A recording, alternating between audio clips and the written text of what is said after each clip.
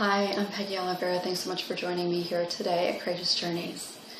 Welcome to my new, office. This is my first post or my first video since leaving my practice in Arizona. So all my other videos were done in my office, and now they're going to be done in various places. So you might have some different background images, and my dog may pop in from time to time. Hopefully she won't bark. But thank you for joining me today, and today's post is on a topic actually that I've thought about doing for a long time, and it's kind of interesting how things come up. And just recently I had a conversation with a client that brought this to the surface, and then I was thinking about doing this post, and then that day that I thought about doing it, I ended up having a personal experience that really kind of reminded me that it's important to do this. So today's post is on speaking your truth. What do I mean by that? For this purpose, speaking your truth is being able to speak the truth of your abuse. The fact that you experienced childhood sexual abuse, or any kind of abuse really, but that you experienced abuse, and the ability to be able to know that it's okay to speak that truth if and when you choose. It doesn't mean you have to tell everybody or anybody. Nobody has a right to know that you were abused, but you have the right to share it if and when you feel the need or the desire to do so. And the reason that this is important is because I honestly cannot even tell you how many people, I think it's been everybody that I've ever known who's been abused, including myself, who has said to themselves at some point, often many points, I could never tell this person that I was abused because it would devastate them. Or if I told this person, then it would tear apart the family and everybody's life would be ruined. And I get it, I've been there. But the reality is that whatever consequences there are to you speaking the truth of your abuse, it's not your responsibility. The responsibility solely, completely, unequivocally lies with the person who chose to abuse you. No ifs, ands, or buts. It's as simple as that. Anybody who is affected in whatever way by the knowledge that you were abused is only the responsibility of the person who abused you. Had you not been abused, there would be nothing to disclose.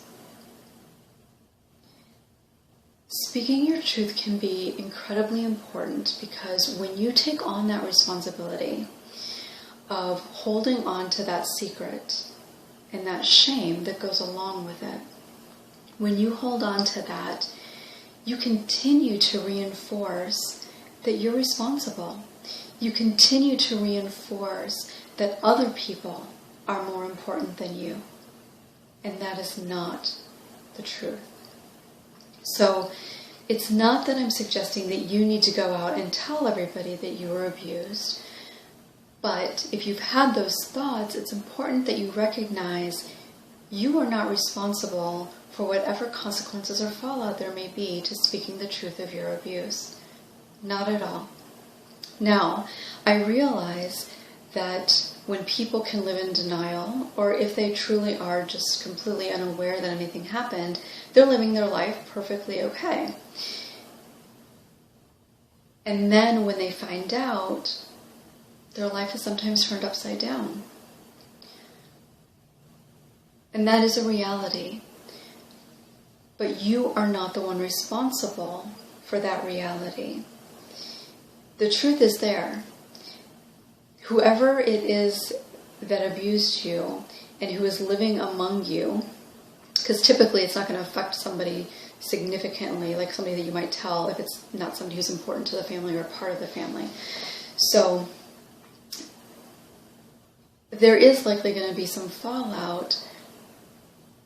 If they care about you, if they care about the person who abused you, there's going to be some feelings some changes potentially, but it is not your responsibility. And that's so important to recognize, because you've been holding on to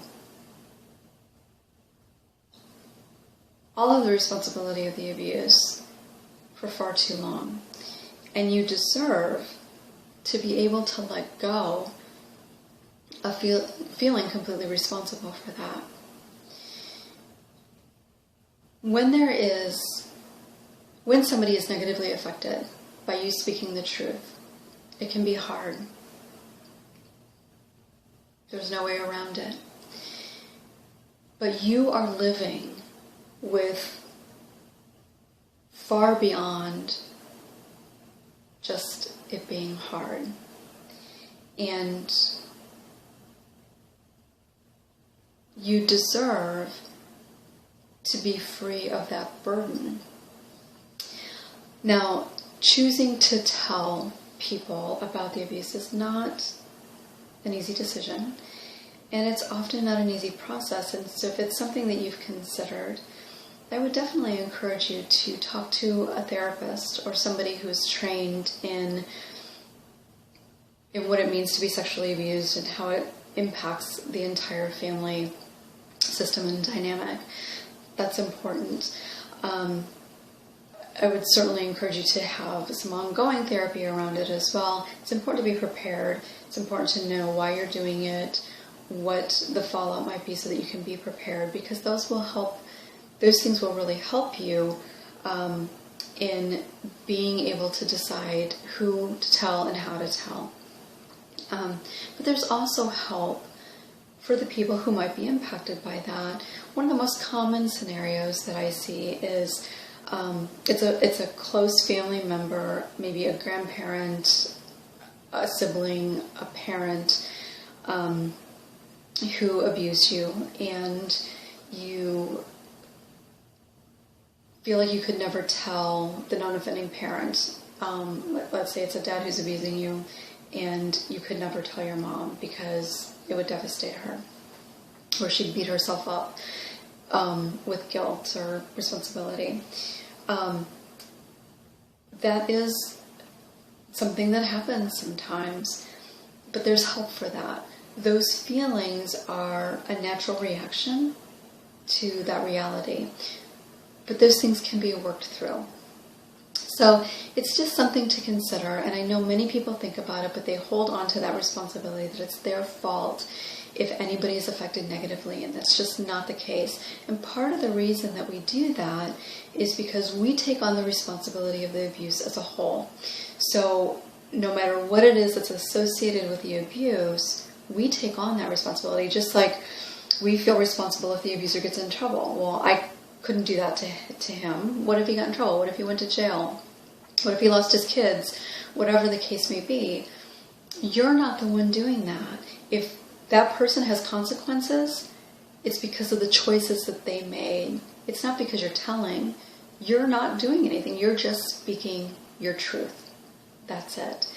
And speaking your truth sometimes can be a really important part of healing.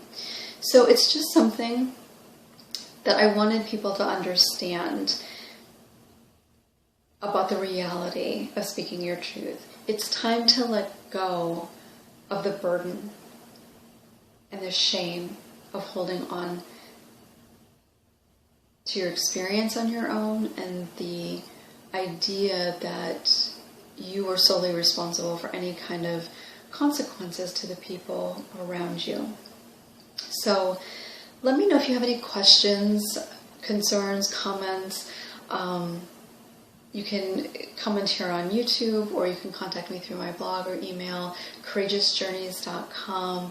I really welcome any kind of feedback, comments, thoughts, questions, concerns. Have you found yourself having those kinds of thoughts? Have you experienced telling somebody and it didn't go well? Or maybe it did. I've had both. Had the first person I told in my family, it was an incredible experience, and I really couldn't have asked for more. I told another person and it didn't go well.